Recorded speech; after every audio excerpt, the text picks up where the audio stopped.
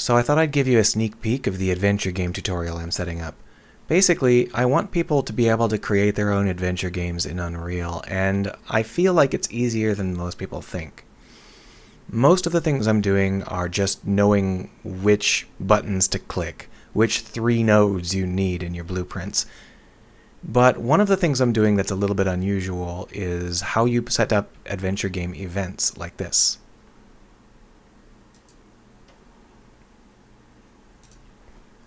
So how do you do that? There's a lot of different takes on how to do that, but most of the ways that you're supposed to do that are really burdensome. They involve putting together different sorts of actions that need to be individually set up, or they involve setting up individual blueprints or montages per character and then trying to figure out how to have that integrate with the rest of the level. But I'm using level sequences, or rather a level sequence in this case. Here it is. The benefits of level sequences are tremendous. One of the biggest benefits is that a level sequence understands the entire level, so you can have your characters all in the same sequence and interact with each other. It would be very easy for us to have this big guy over here pick up a guitar and hand it to the little person over here, just because that would be just a matter of having all 3 of them on the same graph and moving their various transforms around. It would just be right here. You wouldn't need to go bake any animations or do anything. Just put it in and move them around. Another big reason that these level sequences are fantastic is because you can just use control rigs for everything. And so, for example, we can easily change this guy's animation right here on this screen without ever going anywhere. We don't have to rebake or re-import or do anything, and setting up these control rigs takes about 5 minutes each once you know how to do it. So it's really, really easy to set this all up and just edit everything right here in the scene view. Now, the downside of level sequences is that they're really built for just doing cinematics. They don't understand logic.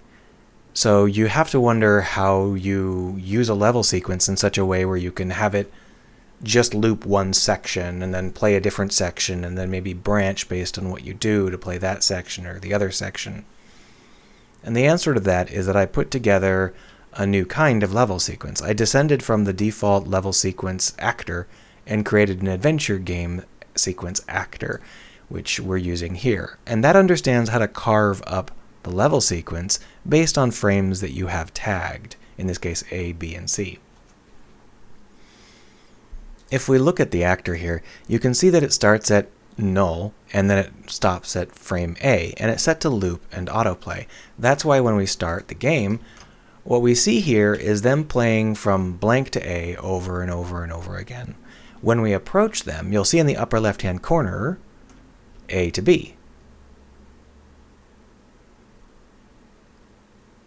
And then when we're done here, B to C and C to A, or rather blank to A. So what we're doing is we've set up this trigger volume here, and in the level blueprint, we just have the trigger volume controlling which segments are playing based on whether you've walked into it or not. Now this can be cleaned up and used in a number of different ways, but fundamentally the joy of this is that there is really no going somewhere else. Everything you do is right here in the level. And while that's not great for reusability, it is absolutely perfect for an adventure game, especially the kind of small adventure game that I'm trying to get people to make. The other thing you might have noticed is that we have some text. So if we go over to them, we see some text pop-ups. Now, normally speaking, if you try to do text pop-ups in a level sequence, you're going to have some issues because first, the level sequence doesn't understand the concept of widgets. And second, the level sequence doesn't understand the concept of waiting for the player to press a button. But, of course, the level sequence that we're using does because it's a custom level sequence. If we look in here, down here at the very bottom, we've got this typewriter text actor, and we just have these text injection points. These events simply pop up a text box, and when they do, they pause. So they just wait for as long as you need in order to go through the text. This can easily be combined with something like, say, a spreadsheet to create a data table where you can work your way through complicated text chains playing different segments of the sequencer all the time. But you don't have to do it that way. You can just manually put in little blobs of text. What?